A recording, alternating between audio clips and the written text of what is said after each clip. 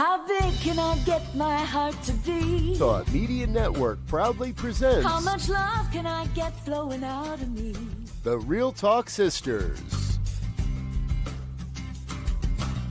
Deep, unfiltered, soulful conversations with Reverend Dr. Pjae Stanley, Reverend Kim Andrews, and Reverend Melinda Wood Allen. How big can I get my heart to be? Join us for Real Talk on Real Issues, Tuesdays, 2 p.m. Central, 1 o'clock Mountain. And now, let's join the Real Talk Sisters. How big can I get my heart to be? All right. Hi, sister. Hello there. How are Hi. you?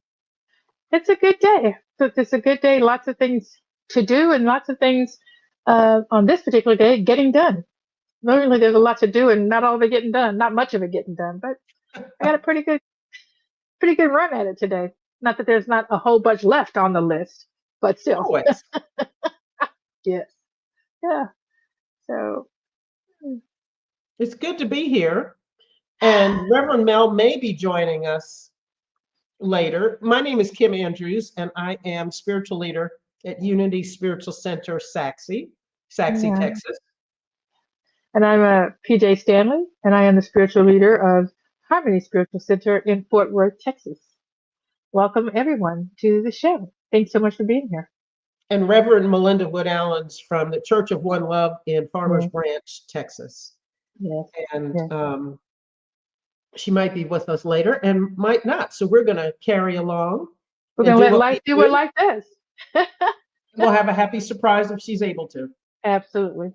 Absolutely. So So today we're doing a second installment of shifting, releasing, and discovering empowering paradigms.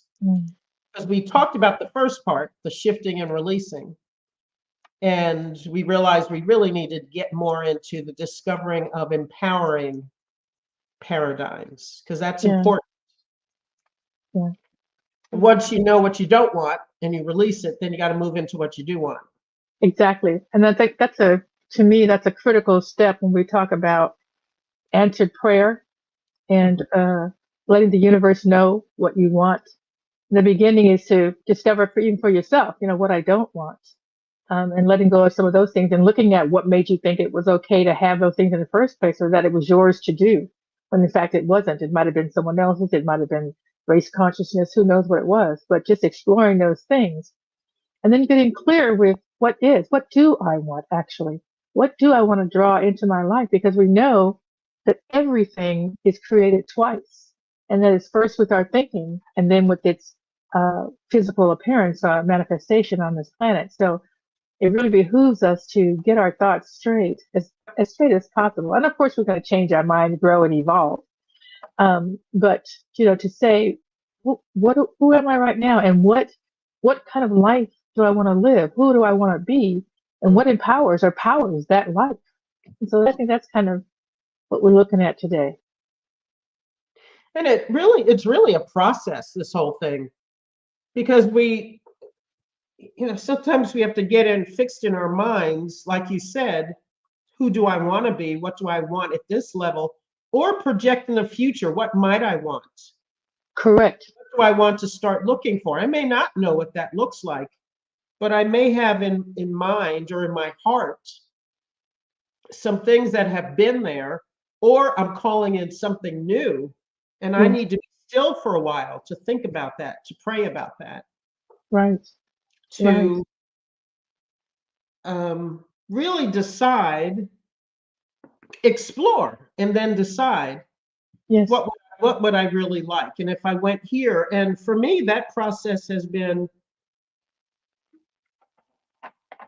curiosity about life and choices, and trying to think outside of the box. Yep. Yes. Because I was in a different box before, and I just blasted out of it, and then I go, oh, this is a wider field, or it can be. Yes. Yeah.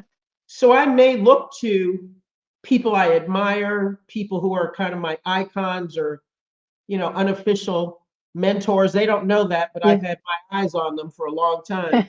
Had a lot of those through the years, Yeah. and still do. People that I kind of watch and think, that might be a viable thing for me. Right. Right. And then be still about that for a while. And if I come to a sense of peace about it, then that may become a part of my empowering paradigm. But first, there's that discovery process. Yes. Yeah. What might it be to live like this? Yeah. To have this in my life? What if I did have a different kind of relationship? I know what I had before, I know what I don't want, but what was good about that, and how could I think more? Do I really want somebody who's good on paper, or do I want somebody who's got something about themselves, their principles, their values, how they show up in relationship, how do they treat me, how would I want to treat them, how are they with their families? I thought about that a lot. How would our families get along when I was thinking about marriage and wanting a committed relationship? What would my relationship be with my in-laws? How would the two families meld? Yes. To like each other, that we'd want to be together and enjoy each other. Because I had a lot of friends who didn't have that. So sometimes we need to look to what we don't want and then say, oh, how do I reframe that? And how do I get what I want? Right. And that was a discovery process for me. And then created a paradigm for that. What would our lives be like? What do I really want? And there were some things I called in that I had never had in relationships, like companionship. Right. I mean, we might have gone out to dinner and stuff like that, and and had a physical relationship, but we didn't have companionship, where the mundane things of life we shared and enjoyed because we enjoyed each other. Things like that. Yes. Yeah. Exactly. And part of the discovery process, is looking at, and so we look at the, if you will call it that, if you look at what we don't want, it's just because it's easier to look at. It's, I'm working on and doing some visioning about what I want my future to look like. And it starts with, what don't you want? I was watching a movie that I love. It's called Hell and High Water. It's a really great movie. It's tough. It's hard. And they're in some West Texas town, and the waitress walks up to these two guys that have two sheriffs that walked in. They came in for lunch, and she has her little pad in her hand, and she looks at them and she says, "What don't you want?" And they're like, "I'm sorry, excuse me?" And she said, "Yes, what don't you want? Here's what we have. We have this. You're going to get three things, whatever it is. We have this, this, and this, and this, and this. So what don't you want?" And they said, "Oh, okay. Well, I don't want that, and I don't want that." Okay. And so it's just, even as a restaurant person, or a person who's taking their menu, their receipt, what they want, their order, she didn't give them the whole, you can try to order a whole bunch of stuff. No, just tell me what you don't want, because this is all we're doing, and you can just cross off some things. And that was just it was a great, I do that. I mean, I use that all the time, because it's so easy to say what you don't want. You look at these things, oh, I don't like that, and oh, I don't care for that. Okay. And so that's the beginning of looking at paradigm shifts. But to go to the next level and to the empowering paradigm that we're talking about right now, has to say, well, I don't want that. What's in its place? What would look good? And I didn't do what you did, that's a great thing to do. I never thought about in-laws and, sister-in-laws, mother-in-laws, this whole other family that I might be bringing on if I got it. We're just talking about relationships right now, but it goes on down the line in terms of whatever you're bringing in, what all goes with that. And it just never occurred to me, because one paradigm that I had, which wasn't one that I wanted to change, that's not a bad paradigm. I still believe it now, but I understand it differently. I felt like love was going to fix it all. I mean, love was Yeah. if we loved each other, that's all that was necessary. And so, having been in relationships and realizing that even if we both love each other a great deal, it simply isn't enough because it doesn't answer who you are, what you want to do, where you want to go, and whether the people that you're with are the partners that can help you get there. And you don't even think about that because you haven't even decided totally where you want to go. So looking at that and saying, this is who I am right now. I'd love to be this great speaker, this great person who it helps other people serve in a life of service. Then the question that you get to ask is, what's going to support that? What do I need to know? Who do I need to be? What all of those kinds of questions, and those are the empowering paradigms. When you begin to think about who you want to be and where you want to go, you can begin to ask those questions. What's going to get me there?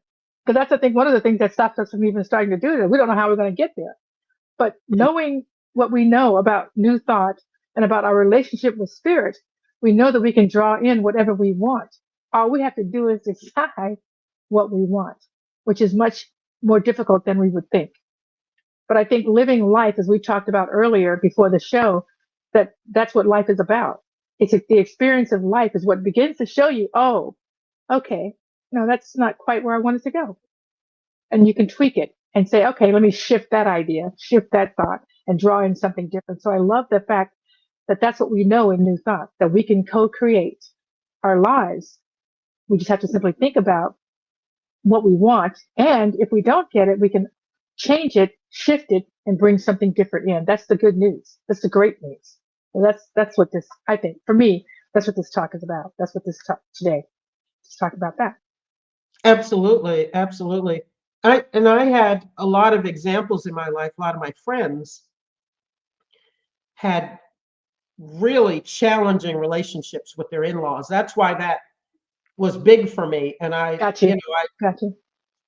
there would have to be a debrief after every holiday because there would be some fight, something, or somebody didn't come in, or there were words, or somebody's not coming to the dinner because there was a fight here, and I just thought, oh my gosh. So I made a mental note when I was single and saying that right there. I'm not trying to do that. I'm not trying to do that because I love holidays. Right. Love holidays. And there was no, I thought, yeah, this has got to work for more than just, like you said, the two of us, because love, of course, love with a capital L does heal all things, but the love between two people isn't enough for the rest of the family. I mean, and we can work towards that, but they have to be a part of that process. You can't do it without them. Correct. And so there is a way. So I took that to universal love, to divine love, by affirming that in my prayer time, my meditation. I would talk through things. I would say, I'm loving my new relationship with my husband. He is this, he is that, he is this. I appreciate this about him. And I would say those things out loud during my meditation. And our families love each other and they love being with each other. We have great holiday time together. And it was interesting that exactly what I asked for happened, but it was even better. I mean, my mother-in-law and my mother were thick as thieves. And I mean, it got to the point where we couldn't even, when my mother moved here to Texas, we couldn't even go to Kansas without my mother because my mother-in-law would be upset. So it was just a given. Okay, let's talk. Three of us have to talk. You have to go. So you two can be together. Oh my gosh, every time. Nice. But it was a wonderful thing to have happen. Really was a wonderful thing. So, it is. Yeah, it was beautiful to watch. And we enjoyed it. And I loved watching the two of them giggle and laugh and do their thing together. Unexpected blessing. Beautiful. But I love that you said that you would look at things and you would say, this is what it's going to be. This is how it's going to look. That's not That's not okay. Here's what I'd like. It's not just the opposite of that. It's that what I want is more is this. And what we know is that how we label things is what we see. If we label something as good, this is what I want. This is the relationship that I'm looking for that's loving, open. As we're labeling it, that's what we're calling in. It's what we see. Mm-hmm. You know what I mean? So if you clearly labeled that or said, not just labeled it, but even said in your mind or thinking, I get to draw in the life that I want. And this is what it looks like to me. And so by saying that, by looking, I want a great relationship, looking at, and so juxtaposing things. This is how I don't know what else life is other than experiences and juxtaposing our lives to the experience and saying yes or no, yes or no. Well, or maybe nothing. There's no feeling here. I'm not really sure it needs to do anything because it brings neither joy nor sadness. It's not worth anything for me. But that's exactly how we do it. By calling it, looking at it and calling it something and say, yes, that's what good relationships look like. One of the things you talked about just a minute ago was you bring in this idea of having in-laws and things like that. But you don't know whether or not your in-laws or the people that you're bringing in have the ability to actually talk about, discuss who they actually are. Have they even done that kind of work? And so there's all of that. And we look at, as I'm looking at my particular relationships with people, I make assumptions. I think we all do. This is what I want. So this is how it's going to go. And then, and then we got that whole shocking of, oh, not quite going like I had thought. So, so let me shift that idea. What else is there? What could this look like now? What could I do? If I can't have exactly what I was looking at, what else would work here? And so again, shifting the rules of, that's what paradigms are, the rules of life. The rules of life for relationships, which to me meant something. Certainly because I came from an alcoholic parent. And so there was just this whole no discussing of anything. There was no elephant in the room. There was no alcoholism going on. There was nothing. There was never any discussion about anything. So I didn't know how to discuss things. With the way that you did it was just, if you didn't speak it, it wasn't true. It wasn't happening. Yeah. There's no, yeah. If you just don't look at it, just don't look at it, don't talk about it, and that makes it go away. That was my life until I saw, oh, there is another way. You actually talking about it helps bring out other people's thinking, and you get to put it on the table and look at it and say, where do we meet? Where do we meet? What are the rules of life for you? The paradigms that you know, and how do they run against the paradigms that I know, and where do these come from? And that's what, so it's a lot of work in that way, but it begins with the courage and the decision to go ahead and look at things and make some decisions and decide who you are and what works for you and what does not. That takes courage and thinking about it and decision making. Yeah, and being willing to do the work. And because I think with any new paradigm, I have had to grow. Yeah, absolutely. And evolve in ways that I had not expected. Right. Things that were required of me that I did not anticipate. But that was okay, because most of the time, I think all the time, I sat down and I thought, okay, so this is what is now required of me. I still want what I want. Exactly. So I need to shift. I'm going to go ahead and shift. I'm going to do this. And, might have taken some time. My learning curve now is so much shorter than it used to be. Oh, man. Yes. Before I would, just vacillate and go back and forth and think, oh, I'm going to try this. No, I don't want to try. I would do that for weeks, sometimes months. And then finally, I know, just go. Just Say yes and go.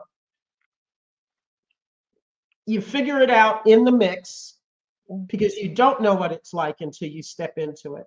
You don't. But yes, every paradigm required me to grow. Yeah. And I think that's what they're for. So as you discover the paradigm, you discover yourself. I think you discover more of who you are as You do. a divine being. Yeah. And what else can I call in of my divine gifts for each situation for this growth? I can't be the same person I was in that little box. You know, you just don't break open the box and decide I'm done with the box and you stay the same. You have to grow with the new paradigm, in the new paradigm, as the new paradigm. Exactly. Exactly. And what does that look like? As we shift, the world around us shifts. Exactly. So that's the caveat with, you know, discovering the new paradigms. If you want something new and you're not willing to grow, then it's not time. It's not time. And that's okay. And that's okay. Time. Just say it's not time. Maybe it's not later. time. I'm not ready. Whatever you want to say. And we'll look at it later. It's not going anywhere, that's for sure. Yeah. It's not going anywhere. It's not going anywhere. Your box. You can go back to your box, construct it again. You can try. Duct tape up the walls, get in, tape yourself in. Right. And I've done that. I have done that. Yes. And sat in the box all duct taped up and went, what the hell did I just do? And besides which, this isn't even the same box I was in. What the heck is this box? Like even the idea of busting out and trying to get back in it, it's already shifted. It's already different. It's already different. Can't do it. We're going to go ahead and take a little bit of a break real quick and come on back and talk more about some paradigm busting and bringing in some empowering paradigms. Yeah, we'll see you in a minute. Put away the duct tape.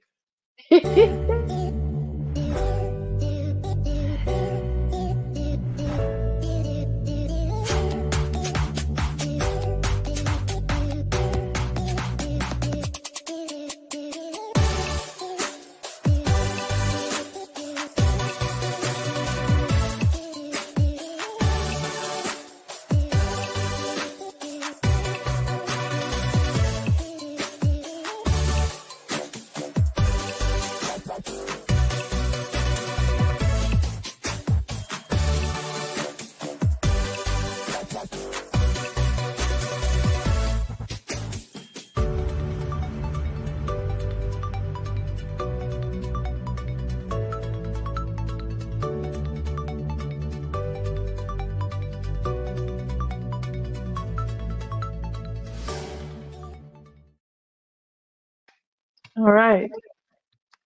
So we're back talking about discovering empowering paradigms and really discovering those empowering paradigms comes with, it's about discovering you. It's actually a road to you and to the evolving you. And that's what we're here doing all the time.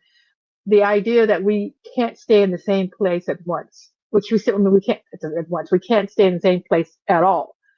You're either growing or you're shrinking. Either one, you're not staying the same. You just the box that you talked about trying to get back into. Well, I don't like where I went, so let me just go back to where I was. It's impossible. It's impossible. You've already moved, whether it's been incrementally or whether it's small. You've already moved forward, even if you didn't, just by even just deconstructing the box. You've already moved forward. Just the idea of doing when you get back in it, it's far more claustrophobic. It's restrictive. It's far more restrictive. Far more. You're so much more discontent. Yes. So yeah, you can get in there. You can stay in there, but you'll suffer. Exactly. You suffer. Exactly. I did. And then I thought, man, this is a shabby box. I don't know. I'm not doing this. And then I get right back out. Once I get to the realization, I think, wow, I just did that to myself. Yes. Yeah. It was far worse than moving forward and having to grow. Exactly. I said, oh, okay. I concur. Let me kick the wall out of this box already. Yeah.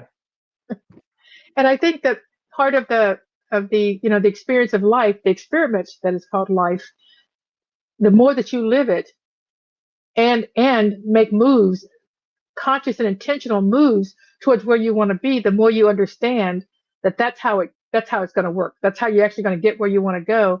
And it becomes, well, it's not necessarily, I don't want to use the word easier, but it becomes more absolute. You absolutely know this is the direction I have to go in. Whether I know it may be difficult, it may not be. I'm not going to call difficult in.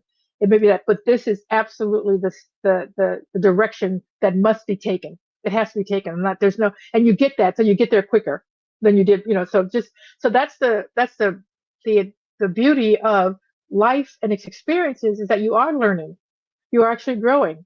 You realize you can't stay there. You get to that realization faster, unless of course you're grieving, and the grieving process is a whole nother issue, and it takes what it takes, and there's no telling what that's going to be. It just is what it is. But beyond the grieving process, just the process of you deciding to step into something different, something more, something greater, because that's what we're here to do, is to always be becoming, always becoming more, greater. This is a process. Yeah. So we had talked about sharing some stories about how we have discovered different paradigms. Yeah. And you want to go into that next? Yeah.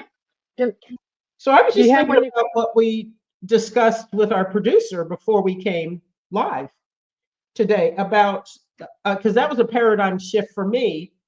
We have our plans, and I was a big control person. But earlier in life, huge control person. I just needed things to go the way I wanted them to go. And if they didn't, I was upset. I was stressed out. I was probably yelling and doing all kinds of other stuff. I might have slammed something. It was just terrible, just terrible. Because we all experience, you make your plans for the day, and life happens. And actually, what we talked about offline before we went live was that is life. There is no here's life and stuff happens. No. Life is things happening. Yes, that's the experience. That's life. The experiences. Same thing. And once I sat down, because I got tired of being stressed out every day, just about. There might have been some days where things went smoothly and nothing changed. But what I found out was most of the time it was that, and I was exhausted, mentally and emotionally. And so I sat down and I thought, okay, so how do I do this differently? So I opened up my mind about what exactly that this looks like life. And 99% of the time, something doesn't get in my way, but something else happens during the day that I must pay attention to, focus on. Maybe I have to shift my priorities. Maybe something gets canceled. Maybe, something else comes in the mix. Always. And I thought, how about if I just roll with it? What would happen then? Not complain, not slam, not get upset. Just say, oh, okay, let me see what I need to do with my schedule. Or frequently, it was just, what do I have to do about my mindset about this? Exactly. My thinking about it. How about if I just accept what is? Yes. Hit the easy button and say, okay, obviously I have to do this now. Yeah. I had 3 appointments. First one shifted, got to shift the other 2. Exactly. Love it. Love it. And to say that I had far less stress is an understatement. I mean, my days just got easier. In fact, I realized that most of the time when I had to shift, it was a better plan. Yeah. Yes. Yes. Just a better plan. Or it was better because I was better. Maybe it's just a plan, but I was better. I was not stressed out. I had far more peace. I enjoyed my days. I enjoyed my appointments. I showed up more present and fully there. Probably people enjoyed me more because, when you come in sweating and fretting about stuff, nobody wants to be with you. Exactly. Well, we're hearing a little bit from Mel, and she's asking whether she should join, and we're saying yes, absolutely, join us now, because we know she has something to say, so we'll expect her to pop in any second now. But just talking about these stories of paradigms, and just how things that you shift. One of the things that I just shared with you guys earlier, just coming from this alcoholic family, where we just didn't talk about anything. So I didn't talk about things. I just felt like if you just keep quiet, things will just go away. They'll just get better and they'll go away. But I married someone who was always in your face, just wanting to talk. Just what's going on? What's happening? Da, da, da, just and he would not go away. This is the problem. Okay? It's like, do you even understand the concept of just letting things be? No. No, he did not. No. And so the more and then I found myself getting angry because he wouldn't let it go. And so the whole shift for me, from years of not speaking, which meant that he was trying to speak for me. Mm. He was trying to figure out, which pissed me off even more because he was getting it wrong. I was like, that's not how I feel in my mind. I'm not talking to him, just in my mind. That's not how I feel. But yet I wouldn't say how I felt. So the paradigm or the issue will just keep coming back. It won't go away. It'll keep coming back and getting worse and worse until you do something. It's just, that's the way it is. That's how it shifts. It's not easy. It's not something, it's been working for you. And here's why paradigms have to shift, because what was once working no longer is. What was once working no longer is. And this not talking to people, not saying what was on my mind, even though it's on my mind, just not having the courage, because I felt like honestly, I felt like if I said something, I was going to die. Something was going to die. I really did. And so just trying just a little bit at a time to say, all right, how are you really feeling about this? And then not dying. Oh, I survived that. I survived that. And then saying something else. Oh, I survived that. And whoever, it shifted. So not only did I survive, but it shifted to a better place. Oh, okay. So that is the path. That is the path. So that was a paradigm shift, and it didn't come hard, easy. Because I think when you have those paradigms that not necessarily yours, but you were raised with, it takes some pain for you to even realize that they're there and not working, and then some more. It doesn't have to, but that's the beginning of it. Takes a little bit more to go ahead and say, yes, the pain that I'm in, the pain that I'm fearing is less, has to be less than the pain that I'm already in. So let's go ahead and go with it. And that's how it began. It began for me, looking at, and then getting more and more interested in shifting the paradigm. So, okay, this is actually a process that works. Let me go ahead and get into it. So yeah, and I think that's an important paradigm, another shift in a paradigm where you say something might die, but I think with any shift, something does die. It might be how your relationship was before. Yes. And maybe how you showed up or he showed up, and then how you are together when you start talking about how you really feel, and we're going to be okay. So there's a difference. And so that was a shift for me. I could speak up. I can be in my power. Something is going to change, and I'm going to be okay. But in the shifting of the paradigm, I am now a little bit different. Yes, correct. A little bit more expanded. Exactly. And that's the thing we have to, that we can accept, that we can move to and say, something is going to die off. It always does when we change. Exactly. And it's probably good, and I'm going to be okay. I'm going to be okay. In fact, I'm probably going to be more than okay. Exactly. It was supposed to happen. It was supposed to happen for a reason. So yes, you're going to be okay. And let's go ahead and give a shout out and a welcome to Melinda. Melinda, so good to see you here, darling. Good to see you too. Oh, we're so glad you made it. Me too. I'm so sorry I'm late. I had no idea how long his doctor's appointment would last today, and didn't have the phone in the room with me, so I couldn't even text y'all. So I beat feet out of there as quickly as I could. It's good to see you. So glad to have you. And that, part of the thing that we talk about a lot in terms of our lives is that we look at our values, and we prioritize our values. And right now, what's going on with Bob, that's a high priority for you. And we get that. We honor it. We understand it. And we bless you. Yeah. Yeah. And this is a great example of the paradigm shift we just talked about.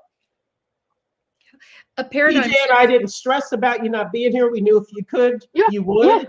And we also knew if you're not, that meant you were taking care of something that you needed to do. And we just flowed with it, said it's all good no matter how it shows up. Yeah. It's a paradigm shift for me too, to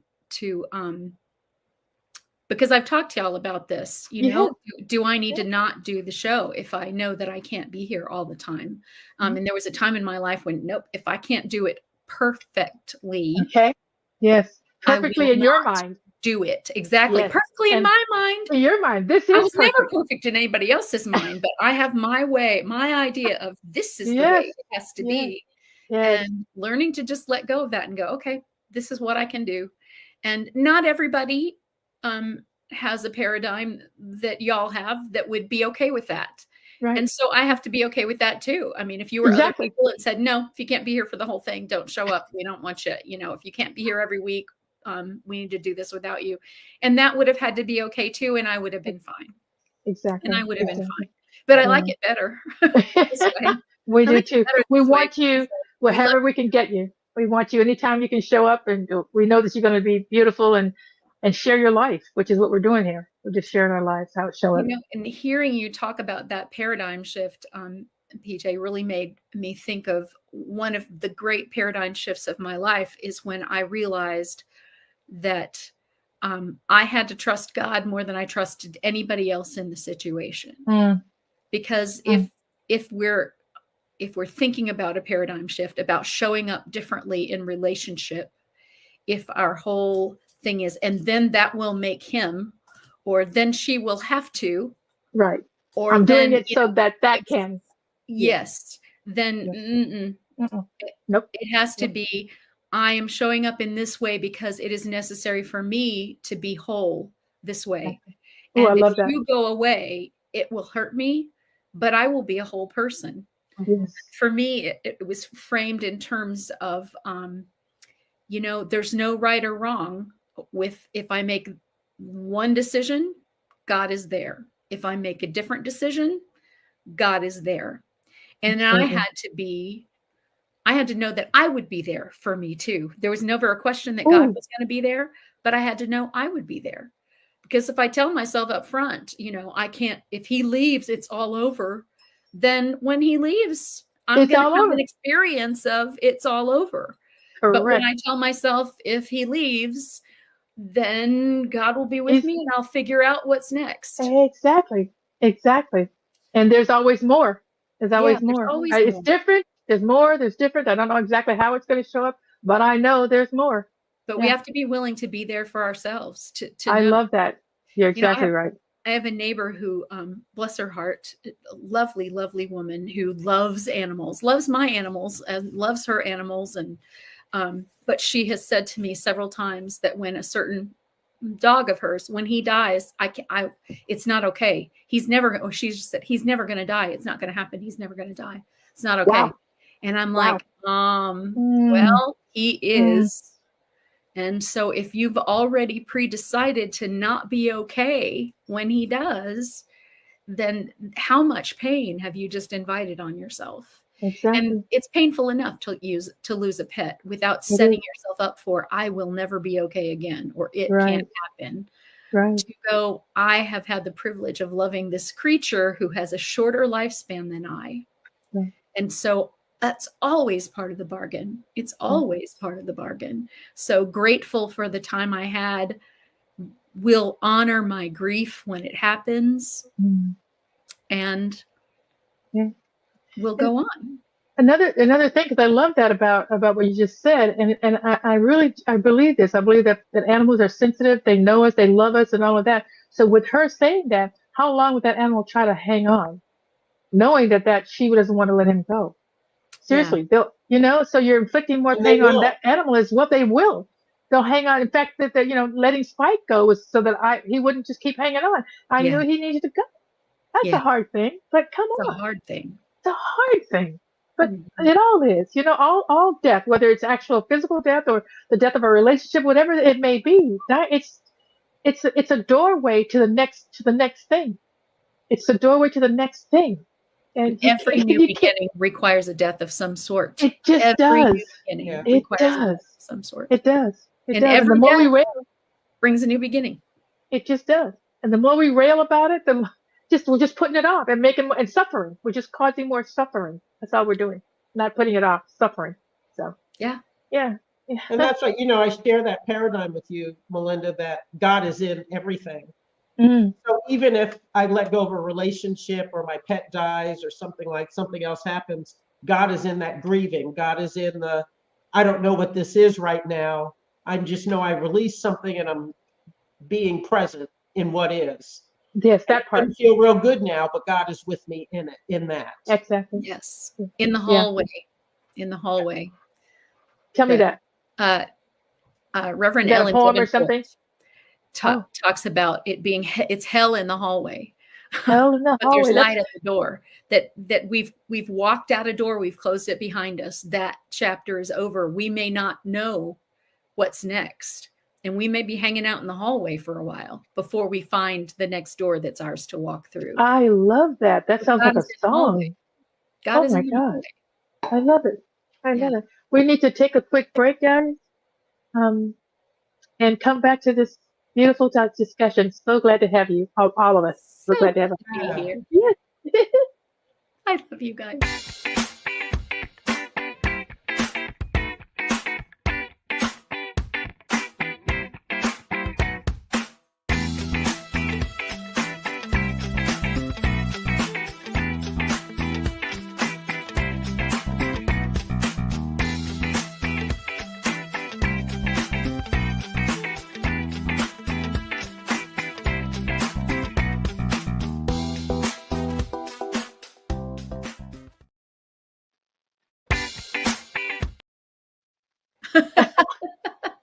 We're back. Okay, We're back. One more time. Yeah, just dancing. All right. So we're just Any talking other about paradigms that have shifted. The empowering paradigms we're talking about today. Yeah. Well,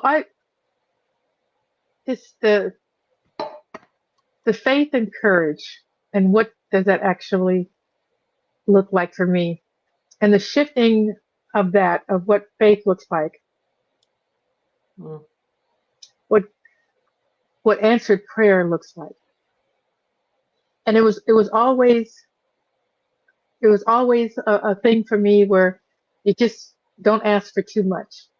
If I'm saying all the time that the universe is abundant, God is abundant, it's God's good pleasure to give you the kingdom, and yet I wasn't willing to open up to the entirety of the kingdom. Like there had to be some worthiness quotient going on. Had I done enough? Had I been doing enough prayers? Was I on my knee? I don't know. I have no idea what was going on in my mind about what was necessary for spirit to answer a prayer. And something, I don't know, maybe it was the loss of the relationship that I had that I thought was going to be lasting for the rest of my life. I don't know. So many things shift that my relationship with spirit shifted, and understanding what answered prayer looks like, and that the universe is abundant and all of that. So what's happening now? So the shift for me now is not that whatever shows up, will be, and I'll just say that everything that shows up is okay. It's not that. I'm actually expecting what I asked for to show up, which is a very different thing. What I was saying before was, I'll ask for something, and whatever shows up, it will be good enough. That's a whole different shift, because once I went through that darkness, that grieving process, there was a place of me that came out and just said, well, what do you want? Have you been claiming at all your whole life what you want? And I had not. I had been claiming what other people thought I should have, what the community said marriage looked like, that I should be with this person for this reason, that reason, or the other reason. None of it was what I was asking for. None of it was what I said I wanted. So it began so the faith walk for me began with what I call a covenant. I just said, I need to see you. I need to have proof in my own mind of our relationship and how it works. And so I just went into a covenant with spirit and said, I'm going to speak to you every single day. I want to feel you moving in me, guiding me, telling me what's going on, and I'm going to listen and do that. And that was in 2005. I've been doing that every single day. And even if I miss a day, I know I'm connected. It's not that I have to pray every day. But a covenant is important to me because I said I would. So I do. But now I get the whole shift was that I can just actually ask Spirit for what I want, breathe, and know that it is done, regardless of what my bank account looked like. If I'm asking for money, no matter what my closet looked like, or no matter whether I had a ticket in my hand when I was asking, it didn't matter. The physical thing didn't need to be in my hand. I just knew if I said it, it was coming, and I'm going to let go of how it's coming. It's coming, and it's coming on time. It's coming, and it's coming on time. That is a huge shift for me in my understanding of how my walk with Spirit works. It's just a matter of deciding. It's a matter of deciding and being very clear about what it is I want and knowing that Spirit responds. And the moment I pray, it's already done. I'm just waiting for it to physically appear, but it's already done. That I'm not convinced of. I know for sure. I know in my own heart for sure. It's already done. So that's a different faith walk for me. That's a shift. That's a huge shift for me. For me, it's really important to know that the prayer is answered. The desire of my heart is answered, but I don't necessarily know how. It may show up as different from what I pictured in my mind, but if I'm paying attention, I will see that it showed up. And if I'm so married to my mind, then I'm not married to what Spirit's given me. I'm married to my own mind. And so I make a space and I say, show me, show me. All the time, the time. Show me. What does this look like? Is it here? Spirit will say something like, just do it and I'll provide the rest. Okay. So what I love to say this, what's mine to do? I get what yours to do. So what's mine to do? What's mine to do? Tell me, be clear about what's mine to do. I'll do what's mine. What is mine? I'll leave the rest of it to you. I'll leave it all to you if that's what's mine, but what is mine to do? And Spirit's very clear. Spirit, well, I want you to do this. And sometimes I don't want to do it. Like, really? Okay. That was my next question. What about when you just really go, really? No, you're probably not willing quite yet. No. But I said I would. That's the covenant. I said I would. What's mine to do? You told me. All right, fine. Put your big girl panties on and go ahead and go. And it works. Not sometimes, every time. Yeah. That's all. Yeah, I remember when I was manifesting my relationship with my husband, and I said before you came on, Melinda, that I actually sat down in my meditation time and I would I would say out loud the attributes that he had and that I appreciated, enjoyed in this new relationship, because I'm envisioning that relationship. Mm-hmm. And the man who showed up as that would eventually be my husband was nothing like any other guy I had ever dated. So much so that he was already in my life. And I didn't recognize that as a relationship possibility. He had been in my life for a few years. Yeah. And so I'm envisioning this and wondering, where's this guy coming from? Where is he coming from? He's going to come. And he had been in my life until one day I went, oh, that's him. Sometimes I'm a slow study. I was then. And the whole time he was going, when is she going to get it? Here I am. I'm right here. I'm right here. He's going, woo, woo, hello. And I'm off looking at the shiny things. Looking around. Because it looked different. It looks different. It has to look different, because if it looked the same, you'd already be there. It has to look different. And I remember distinctly where I was, what time of day it was when it happened. And I was actually heading out on a date with someone else. And I was leaving Quentin's apartment. We had just spent the early part of the day together. Again, I wanted companionship. I already had it with Quentin, but he was not the guy I was dating. So I'm going down the stairs, leaving his apartment to get changed and go out. And I'm heading down the stairs before I got to the door to leave. I went, why am I leaving? I'm having a great time with this one, but heading out with the other one, who I know I don't want. He was fun. We went to great places. And that night I told him, this has been fun and all, but I'm done. I wish you the best. This was kind of working, but not working. Not working. And he wasn't interested in doing anything else other than we were doing. Yeah. Yeah. Yes. And so he was like, oh, okay, Okay, fine. invested that much. And then I think I came home, and I don't know when that was before I eventually asked Quentin out on a date. But yeah, heading down the stairs and went, what am I doing? What's going on here? Yeah. I'm having the best time of my life here, just watching movies, eating pizza, not doing anything special, not dressed up to go out. Mm. Yeah, nothing special was special. Yeah. Nothing special was special. It was easy. It was so easy. Easy. Yes. Sometimes we think it's got to be hard. Yeah. I mean, there were no grand gestures. There was just, in fact, we're still like that 20 some years later. We don't do the big things. You don't have to show up, with the surprises and dozens of roses and stuff like that, because he does such simple things for me that just make my heart open up. And I go, oh my gosh, you were paying attention. Oh my gosh, you thought of me. Yes. The little things. And that's what I wanted and didn't quite know till I went, oh my gosh. And it can be as simple as, I'll go to the grocery store with you, or I'll go for you. How about if you stay home and rest? I'll go to the store.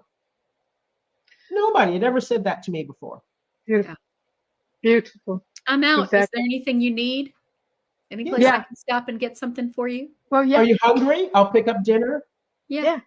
So just thinking about you. Yeah. Just thinking about you. Like, yeah. What came to mind as you two were talking about that, about getting clear about what you wanted, naming the attributes. I think for me, it wasn't so much naming the attributes, but I was very, very clear on what I wanted to feel. Yeah. Okay. On how I want, on what I needed to feel in relationship. Mm-hmm. I had felt scared. I had felt on the verge of abandonment. I had felt undervalued and unappreciated. And I knew I didn't want any of that stuff. I knew that I wanted to feel like my best self in the presence of whoever was going to be my mate. And to know that he also recognized me as that, who wasn't wanting something from me that wasn't me, or that wasn't mine to give, or, and so it was not at all an intellectual process, but it was very much a feeling process. But it's really the same thing. It is.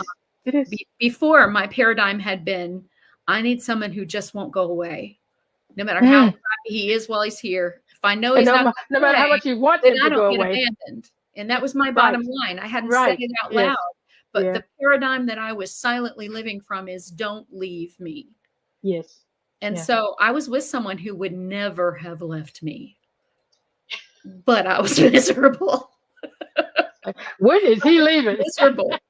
The he won't leave, when I finally really understood that that's the paradigm I'd been living under. It's like, he'll never leave. It was like, oh God, he'll never leave. Oh no. Oh no. Somebody's going to leave. It's going to have to be me, because he'll never leave. Right. Right. But so I had a very clear emotional understanding of what I wanted and where I wanted, of what was mine to feel, of what felt like the right relationship. And same thing, when I stopped looking, there it was. Where I certainly wasn't looking at the place where it happened from. That's it. Yeah. It's interesting, as Melinda was saying, that often as I was naming those attributes, I was naming them with tears in my eyes. You were. And my heart was open, and I would just have happy tears talking about it. And that's when I knew I had hit on what resonated with me, with my heart. Yeah. So, yes, I love that she added that. That's beautiful. And I know one of the things that's happening for me, because you guys are talking, both of you are talking about relationships, and I'm finally at a place where I'm even conditioning how I'm saying it, that I may be open to a relationship, but it's just, and there's just so many things that I'm looking at for myself right now, is for the paradigm shifts that I'm having, of what I discovered in both relationships that I had before was that I gave myself away. Like I just gave over fully to being a wife, and completely losing myself in it. And that can't happen ever again, because I like myself. I like what I'm doing. I like where I'm going. And so the person who comes into my, if a person comes in, I'm okay either way. I really am, because I do like who I am and I do like my life. It would be nice to have a companion though. And so should that happen, it would have to be, as I'm looking at the way that paradigms work and how you get empowering ones, you have to say what it is that you're looking for. And for me, it has to be that someone likes who I am exactly the way that I am. They're not trying to come in to change me, to shift me around, which has always been what happened in my relationships. I was good, but apparently not good enough. And so there was always these little tweaks that they needed to make in order for me to be okay, and for me to be okay for them in the relationship. But now I know I'm not willing to do that, because I am okay. I like who I am. I am okay. I like lots of things. I have friends. And I'm not going to give any of that up. And so maybe that means that I won't have a relationship. But I think that there is somebody in this world that's big enough to get that, to have their own life as well, and doesn't need me to give it up, because they're not going to give theirs up either. We're just going to come together with who we are and what we have, and have that work. And I believe that's something that can happen. I'm looking forward to that, to meeting someone that can do that. So that's two the paradigm. whole persons coming together and creating something that's creating that third bigger thing than the sum of your parts. Exactly correct. And I really believe that that's possible. So I'm not going to settle for anything less. I'm not going to settle for anything less. And until there we have it. In the meantime, I have a great relationship with myself, and I certainly have a great relationship with spirit. So those are two great relationships that I love. And if a third relationship comes in with a companion, that would be great too. That would be great too. So I'm open to all of those things. So we are running out. We've got maybe another minute or so. Anything you want to say? Share a final thought. Yeah. I think I am committed to growth. Yeah. And I know that requires me to change. I have to have, like you said, Pjae, courage and faith to step forward. And so I think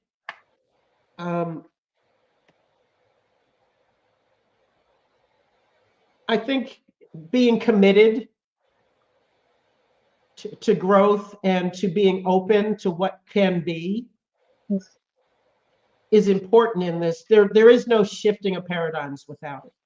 No, absolutely not. Realizing that if we want a richer life, that it is going to require change and shift. Change and shift are happening anyway, every day in our lives.